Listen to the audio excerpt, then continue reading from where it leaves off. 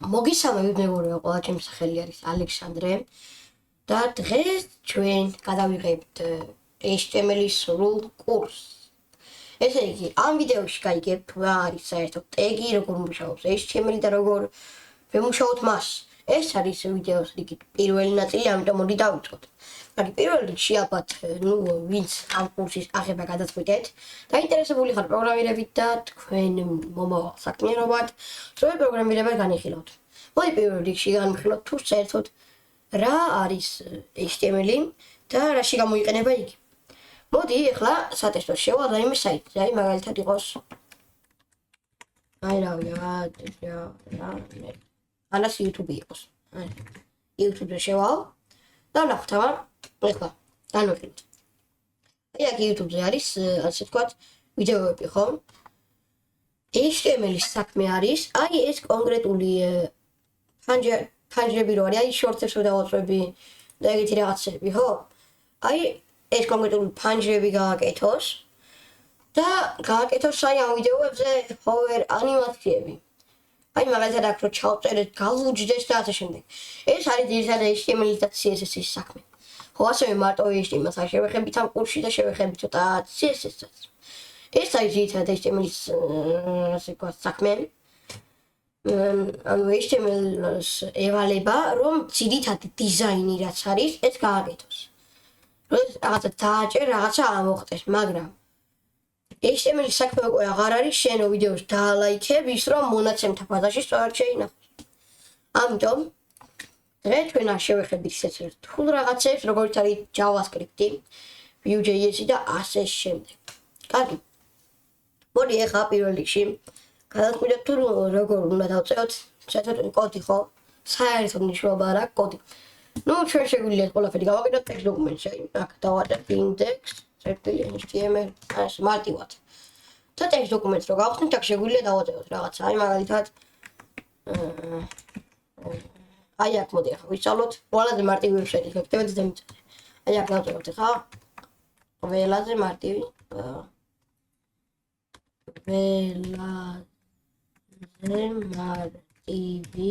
ვებსაიტი მთელ მსოფლიოში. ასე. ეს დავწერეთ და ახლა ეს ფაილი და აქ დავასეივოთ. ასე. Save და მოდი save all მიცემ. ესე. ძალიან კარგი. ახლა ჩვენ გადავიდეთ Google-ში. აი ესე Google-ში გადავიდეთ და აი ეს HTML დოკუმენტი. ეს გადავაგდოთ, ხო? აი მეცე ასე გადავაგდოთ. აი როგორც ხედავთ, ჩვენი text დოკუმენტი აღიქვა როგორც ვებსაიტად. ანუ ყველაზე მარტივი ასე ვთქვათ, text დოკუმენტში დაწერილი ფაილიც კი შეიძლება იყოს HTML-ის კოდი, ხო? მაგრამ ახლა ჩვენ გვინდა ცოტა უფრო პროფესიონალური, ხო? სანამ ეგეთ რაღაცებს შევეხებით, მოდი მაინც მარტივით დავიწყოთ და წეროთ ჩვენი კოდი text დოკუმენტში. აი ახლა აქ რო დავწერო მე გამარჯობა ველას. ეს. უps. ალო. აი მოდი. ყველაზე მარტივი წერადება. Hello world. ეს. ეხლა ამას ვასეივებთ. ესე მარტივად. და გადაგვაქვს ისე Google Chrome-ში. ესე მარტივად გადაგვაქვს Google Chrome-ში. ოპა და ოპა. აი ესე.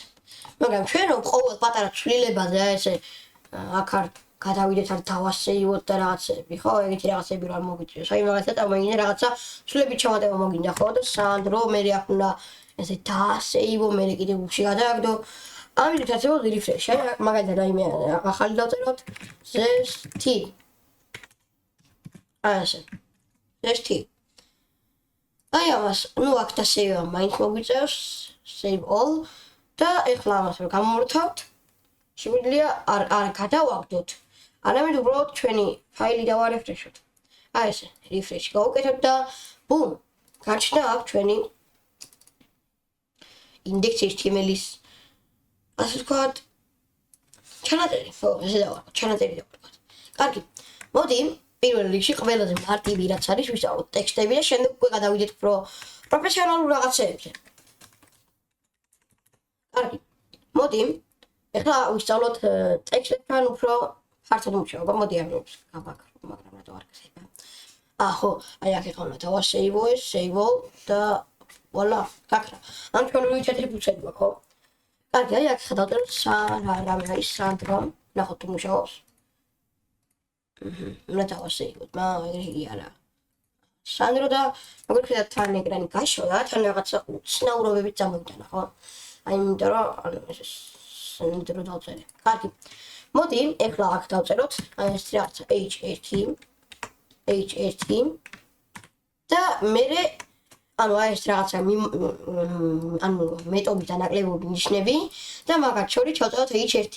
ანუ შეგვიძლია უბრალოდ აი ესე მეტობა, ნაკლებობა და ამათ შორის ჩავწეროთ h1. ეს არის ტექსტის პირველი ფონტი და ნუ ხო, მოდი ახლა უფრო ფართოდ განვიხილოთ h1, ხო? საერთოდ რა არის და რას გვერდში. ნუ როგორც ხედავთ, აი აქ ხომ რო ჩავწეროთ სანდრო ასე ეს და ეს რო ახლა დავასეივო refresh-ი და აქ გამოვიდა h1 და ზესტივი. ამიტომ ესო თავიდან ავიიდოთ. ეხლა წერთ ისევ ასე ჩხილებს ორ ცალს მოდი ესე და წერთ ახლა h1. მაგრამ ამ h1-ში შეიძლება ჩავწერო მე ხო, ანუ არ იმოქმედებს კოდზე, იმიტომ რომ არ აქვს ამ ტეგს, ეს არის ჩვენი პირველი ტეგი, როგორც იცით. და ამ ტეგს არ აქვს დამხურავი ტეგი, ხო? ეხლა რა არის დამხურავი ტეგი? იმისათვის, რომ რაიმე ტეგით, რომელიმე ელემენტზე მოვახდინოთ манипуляცია, ამისთვის ტეგი უნდა დავხუროთ, ამიტომ იგივეს ვაკეთებთ. წერთ ორ ესეც მივატევას და ან მივატევას კი არა, ანუ მეტობა და ნაკლებობას. და მან მაგათ წინ ესე უწერთ, აი მათ აქ ესე უწერთ, აი ესეთ რაღაცა ნიშანს. და ამათ შორის ისევე h1 წერთ, ანუ ეს არის გახსნილი ტეგი, ჩვეულებრივი ტეგი და ესა დამხურავი, ანუ იგივე იწერება უბრალოდ აი ესეთი სლეშით. ეხლა ამას შორის მოიწევთ სანდრო. ასე. და ოღონდ ეს უნდა დავასეივო. save ეს არა. უბრალოდ save all mute-ით. ხო, აქ რა თქმა უნდა არ იმუშავა, ამიტომ როგორც გითხარით, მოდი გადავიდეთ უკვე უფრო პროფესიონალურ რაღაცაზე. დავწეროთ ჩვენი HTML-ი ნამდვილ პროგრამაში, ამისთვის ჩვეულებრივად ბრაუზერს ვხსნით და აქ ჩავწერთ Visual Studio. და აქ ვიტყვი კოდი მოვაწერთ. აი აქ პირველი ლინკსაც მომგია Visual Studio Code, ამის ლინკი სხვა ჩახვედაში იქნება, დაგითხრათ. აი აქ Visual Studio Code, Code Editing and Refined. აი download for Windows, შემდეგ ჩვეულებრივი პროცედურები არის. ნუ თუ Linux-ზე ხართ ან რაიმე სხვა device-ზე შეიძლება სხვა device-ისთვის გამოწეროთ, მაგრამ მე ვარ Windows-ზე ჩვეულებრივად და ამიტომ უბრალოდ აი აქ get complete free არის და რაღაცები. და other platforms კიდე. აი აქ ესე download for Windows დააჭერთ, მე უკვე გამოწერილი მაქვს. ჩვეულებრივი პროცედურა არის ამისი გამოწერა, რამე next finish და არის. ამიტომ როდესაც გამოიწერება ხსნით Visual Studio Codes და ახლა ასე ვაკეთებთ. აი აქ ვაჭერთ open folder, მაგრამ სანამ მაგას დავაჭერთ, იქამდე აი აქ უნდა შევქმნათ რაიმე სატესტო ფოლდერი, სადაც შევინახავთ ჩვენს დოკუმენტს, ხო? ამიტომ ახლა ეგეთი რაღაცა გავაკეთებ მე. აი აქ შევქმნი ფოლდერს, რომელსაც ახლა დავარქმევ. ეს კურსი დავარქვე ხოლმე ფოლდერს. შემდეგ ვაჭერთ აქ ფაილ, ნუ აქ მე რაღაცა სხვა ფაილი უკვე გახსნილი მაქვს, არ შემიჩნიოთ. აი აქ open folder და აი აქ ჩვენი ფოლდერი აქ არის. ვაჭერთ ამ ფოლდერს ორჯერ და select folder. და აი აქ ეგეთი რაღაცა ხდება, აქ უბრალოდ yes დააჭერთ და აქ ნუ რაღაცა welcome-ი არის, რომელიც შეგვიძლია დავშალოთ. ეხლა მოდი განვიხილოთ ფართოდ Visual Studio Code-ის ინტერფეისი. პირველ რიგში ყველაზე მნიშვნელოვანი ფანჯარა არის Explorer-ი. აი აქ არის კურსის სახელი და ეს კურსი წარმოდგენილი არის ფაილის სახით, ხო? ეს შეგვიძლია გავხსნათ, აი ესე გახსნილი არის ახლა დახურული. მოდი ეხლა განვიხილოთ. პირველ რიგში შეგვიძლია შევქმნათ რაღაცა ფოლდერი. ფოლდერი გამოიყენება რაში? ფოლდერში შეგვიძლია შევინახოთ რამოდენიმე რაღაც. აი მაგალითად, ფოლდერი დავარქვათ რაღაცა folder 1 ასე. და ეხლა გვაქვს, როგორც ხედავთ, აი აქ კურსში რო გადავიდეთ, რაღაცა ფოლდერი შეიქმნა, ფოლდერ 1, რომელიც შეჯერებით არის ცარიერი. ჩვენ შეგვიძლია ამ ფოლდერ 1-ში შევიდეთ და აი აქ open with უნდა იყოს ესეთ. This open with. Group by. მაგრამ ჩვენ ამდენი წვალება არ მოგვიწევს. მოდი პირდაპირ ფოლდერში ვაშევქნათ. ესე იგი, ამ ფოლდერს ვაჭერთ და ვაჭერთ აი ამ new file-ის ხილაკს. ესე. და აქ ხავატეთ რაიმე სახელს. აი აქ შეგვიძლია რავი კიტრი, ან რაიმე ნებისმიერი სახელი დავწეროთ. აი მაგალითად ახლა default-ად დავაწერი index. ესე index და წერტილს და html. ესე. როგორც ხედავთ, აი აქ რაღაცა ესეთი ლოგო გამოჩნდა HTML-ის, ამიტომ ვაჭერთ enter-ს და voila, ჩვენ გვაქვს ჩვენი პირველი HTML-ის ფაილი. ხო და აქ შეგვიძლია ყველაფერი ვწეროთ. აი ახლა რო გადავიდეთ, first დავაჭერ folder 1 და აქ არის ჩვენი index. უბრალოდ მე მინდა რომ ეს Chrome-ით გავხსნა. აი ეს ძალიან კარგესი. მოდი პირველს რასაც მე გავაკეთებ არის ის რომ გასწავლით აი ამ ფოლდერთან მუშაობას. მოდი ეხლა შევქმნით ჩვენი პირველი ტექსტი და ეს ტექსტი არის HTML. აი ეს HTML დოკუმენტში შეხვალთ, წერთ ეს HTML და აქ ამოგიდებს სამ რაღაცას. აქ არის HTML, ან ჩვეულებრივი HTML ტეგია, ესე რომ HTML დავწეროთ. ეს არის HTML ტეგი, რომელიც პასუხისმგებელია იმაზე, რომ აი აქ რა ჩაიწერება, ხო? ანუ გადავა ავტომატურად ჩვენს თავარ ფურცელზე. აი აქ ეს ფურცელი რო გვაქვს თეთრი. შემდეგი არის HTML5, ესე HTML5 დავწერთ, შემდეგი არის HTML5. ესე ამ HTML5-ს უნდა დავაწვეთ და ოპა, რაღაც სერიოზული ამოვიდო, ხო? თავი უკვე პროგრამისტები გონიათ, მაგრამ ამიტომ მოდი ახლა ამას ესე გავადიდებ და აი აქედან ჩავწევ პირდაპირ. მოდი პირველ რასაც ვიზავ body-ს შევუწოლოთ background-ი, color. მაგრამ ჯერ მაგაზე არ გადავშლით, ამიტომ მოდი პირველად განვიხილოთ ჩვენი HTML დოკუმენტი თუ რა ვაფშე რა ხდება. აქ გვაქვს 2p HTML-ი. ნუ ეს არის საწყის HTML-ის ტეგი, ესე ტეგი არის, აი ამ ორი მასში შორის 2p, რასაც ნიშნავს, აი აქ შეგვიძლია ესე მოვნიშნოთ 2p და აქ განმოვაგდებს რაღაცებს. აი ესე 2p, ესე ტეგი, ესე 2p და აქ ვწერთ მე HTML. ესა HTML. ჩვეულებრივად, ხო? მაგრამ ყველაფერს ხელი წერა რომ არ მოგვიწევთ, ჩვენ აგავაკეთეთ, აბა გავიმეოროთ. მოდი აი აქ აქ ჩავწერეთ HTML და HTML5 მივუთითეთ. ძალიან კარგი. ეხლა დუფი განვიხილეთ, დუფი არის საწყისი ტეგი, რომელიც საჭირო არის საერთოდ ყველა დოკუმენტის საწყისში. HTML lang n. ეს თითქმის ადამიანური წერია. HTML lang n ანუ არის ინგლისურ ენაზე. ეს იმის ნიშანი არის, რომ ეს კონკრეტული დოკუმენტი გაიშვას ინგლისურ ენაზე. ანუ ალბათ ყველანაირ Chrome-ში შევალთ, აი აქ რაღაცა translate ხილაკი არის ხოლმე, რომელსაც რო დავაჭერთ, ან ინგლისურად გადადის, ან რუსულად, ხო, ჩვენი Chrome-ი. ამიტომ ჩვენი კონკრეტული დოკუმენტი, ან კონკრეტული ვებსაიტი ამ შემთხვევაში უნდა გაიშვას მხოლოდ და მხოლოდ ინგლისურად, მაგრამ ჩვენ ეს არ გვაწყობს. ამიტომ აქ ვიწერია ესეთი head tag-ი. ამ head tag-ში, აი აქ head tag-ი გახსნილი და დახურული tag-ი არის იმის გარანტია, რომ აი ამ ორ tag-ში ჩაიწერება. ის არის ძირითადი property. ჩვენ ამ ძირითადი setting-ები, ძირითადი პარამეტრები და ძირითადი მონაცემები ჩვენი საიტის. აი პირველ პარამეტრად ამ head-ს გადაეცემა meta-charged UTF-8. ეხლა ეს რისი ნიშანია, ხო? ჩვენ აქ როგორც მივუთითეთ, ჩვენი საიტი უნდა გაიშვას მხოლოდ ინგლისურ ენაზე, მაგრამ არ გვინდა მხოლოდ ინგლისურ ენაზე გაიშვას. ამიტომ ჩვენ ეგეთი რაღაცას ვუთითებთ meta-charged UTF-8. ანუ ჩვენი საიტი, აი ხა ჩვენ სიყოთ რუსი ვიყოთ, ხო? რაღა რუსი. აი ვიღაცა ტაილანდელი, ხო, ან ინდოელი. ხო და ინდურზე უყენია თავისი რაღაც სხვა ენაზე უყენია თავისი Google Chrome-ის ენა. language-ს ვთქვათ რა. ანუ translate უყენია სხვა ენაზე. ესეც ადამიანმა რა უნდა ქნას, ხო, ცოდვა. იმიტომ რომ ანუ ინგლისური შეიძლება ვიღაცამ არ იცოდეს და ვერაფერი ვერ გაიგოს, ხო? ან ქართული არ იცოდეს. ამიტომ თუ ჩვენ აი აქ რაღაცა გვიწერია ინგლისურად, ან სიტყვაზე ან რუსულად, ან ქართულად, ეს ყველაფერი შეუძლია რომ გადათარგმნოთ ნებისმიერ ენაზე. ანუ meta-charged UTF-8 არის translate. ნუ ამას ცოტა მერე განვიხილოთ და ეხლა გადავიდეთ ჩვენს შემდეგ ტეგზე, რომელიც არის title დოკუმენტი.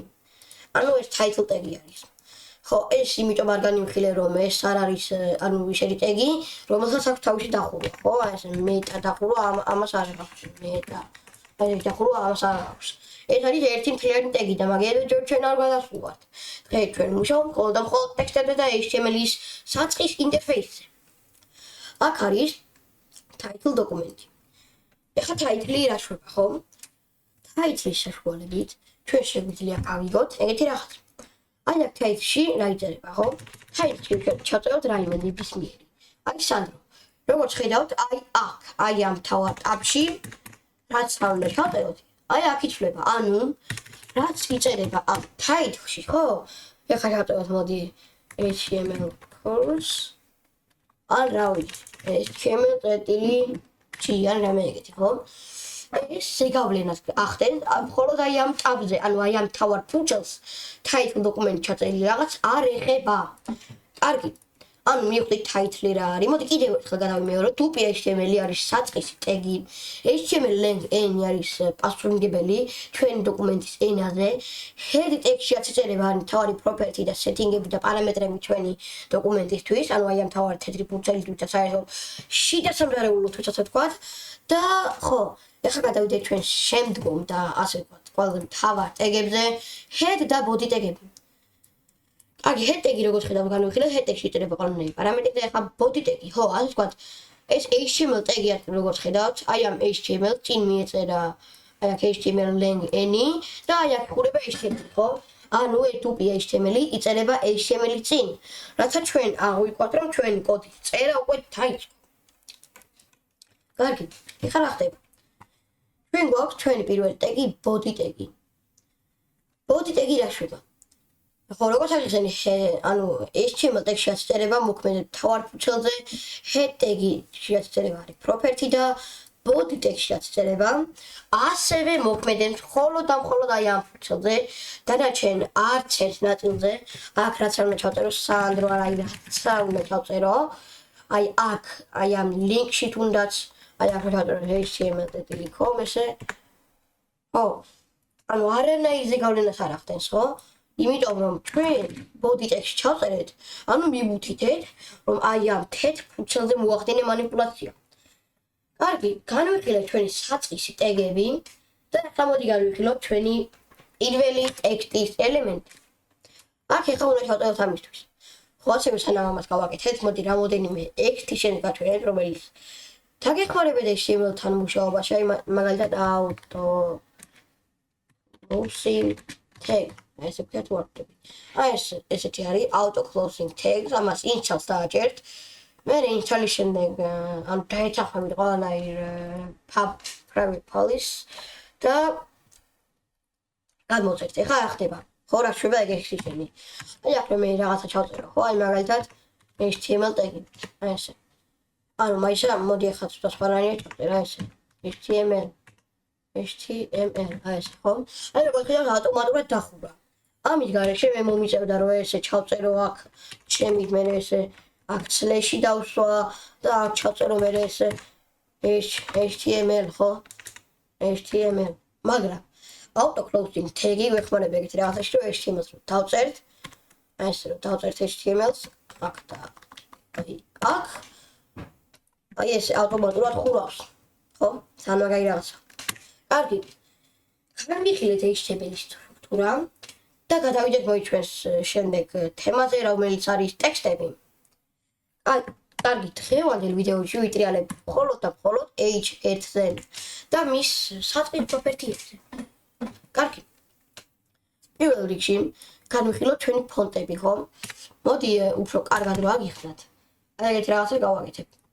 მე აი აქ შევწერ HTML fonts. Website fonts.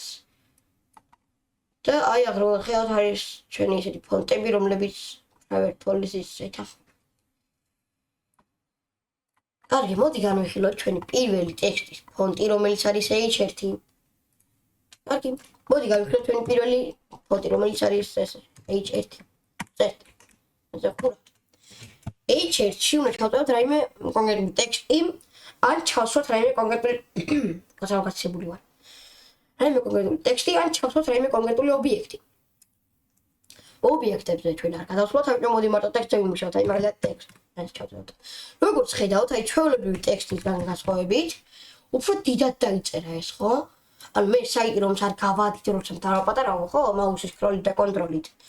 ანუ ეს უფრო პატარა არის ვიდრე ეს. რატომ? იმიტომ რომ H1 არის ტექსტის ყველაზე დიდი ზომა და ყველაზე ესეთი, ხო? ყველაზე ასე ვქო, გამოსადეგარი რომელსაც ყველაზე ხშირად იყენებენ. ანუ H1 არის ტექსტის პირველი ზომა. კარგი. მოდი, ეხლა H1 დაბლა დავწეროთ შემდეგი. და იგი ჩვენ ძალიან მარტივად ესე H2 ფონტ ეს H2. H2 არის ტექსტის შემდეგი ფონტი, რომელიც არის H1-ზე 1/1 პატარა. შემდეგი არის H3, რომელიც არის H2-ზე 1/1 პატარა. შემდეგი არის H4, ოღონდ დიდი ასოებით არა, H4 უps. ესე H4, რომელიც არის H3-ზე 1/1 პატარა. აი როგორც ხედავთ, რაც უფრო დიდია H-ის რიცხვი, მით უფრო პატარავდება ტექსტი. უბრალოდ პატარა არის, ანუ ხო, რაც უფრო დიდია HTML-ის ტექსტი, ანუ აი რიცხვი, ხო? ანუ HTML1, ანუ HTML კიდე და რაც უფრო დიდია H2-ის ტექსტი, ანუ აი ამ H-ს თუ მივანჭეთ ჩვენ 1, არის დიდი. თუ ამ H-ს მივანჭეთ 2, არის H1-ზე პატარა. ანუ რაც უფრო დიდია რიცხვი, მით უფრო პატარა არის ტექსტი. რაც უფრო პატარა არის რიცხვი, მით უფრო დიდია ტექსტი. შემდეგი არის H5, რომელიც არის H4-ზე 1/1 პატარა. H6 როგორც ვიცი, არ გამოვგონებიათ, ამიტომ არა ხო H6 არის. მაგრამ ხო, სულ არსებობს 6 სახის H6, აი აქ ეხლა რო ჩავწერო მე H7, ტექსტი რომ დაიმოქმედო, იმიტომ რომ ჯერგეთი რაღაცა არ არსებობს. ხო, აი როგორც ხედავთ, აღარაა პატარა და ჩვეულებრივი ზომის ტექსტი დაწერა. ამიტომ გვაქვს თუ 6 სახის ფონტი. განვიხილოთ ახლა მე აი ამ ეკრანს ესე გავარიდებ ისე, რომ თქვენ ვერ დაინახოთ თუ აქ საერთოდ რა ხდება, ხო? აი ამას მოდი დროებით ესე ჩავაკომენტარებ, ანაც საერთოდ გავთიშავ.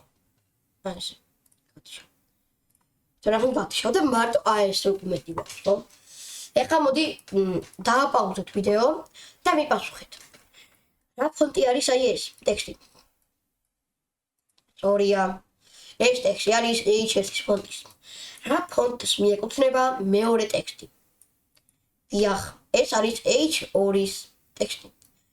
რა ტექსტს მიეკუთვნება? რომელიც ტექსტს მიეკუთვნება? ეს ტექსტი. ანუ ეს ტექსტი. H3, სწორია. რას მიეკუთვნება აი ეს? H4, სწორია. რას მიეკუთვნება აი ეს ტექსტი? რომელ ტექსტს მიეკუთვნება ეს ტექსტი? H5, ხო? 1, 2, 3, 4 და 5. ანუ პირველი ფონტი, მეორე ფონტი, მესამე ფონტი, მეოთხე ფონტი და მეხუთე ფონტი. და რას მიეკუთვნება ეს? მეექვსე ფონტს. კარგი, გავხსნათ ჩვენი HTML დოკუმენტი ისევ და გადავიდეთ კონკრეტულად იმაზე, თუ როგორ უნდა შევცვალოთ, ასე ვთქვათ, როგორ შევცვალოთ თქვენი ტექსტის პოზიცია. მაგრამ რადგან ჩვენ პოზიციებზე არ გადავსვათ, ჯერ ამაზე არ ვიმუშავებთ. მოდი განვიხილოთ HTML-ის ტექსტის არა ზომები, არამედ აი ესეთი ფონტები. კარგი. პირველი ფონტი, ჩვეულებრივი დეფოლტ ფონტი. და მოდი ახლა გავიხილოთ რამე განსხვავებული, ან მაგალითად ისეთი დაწვრილებული ფონტი. აი როგორც ხედავთ, ჩვენი პირველი ტექსტის ფონტი არის ესეთი. P.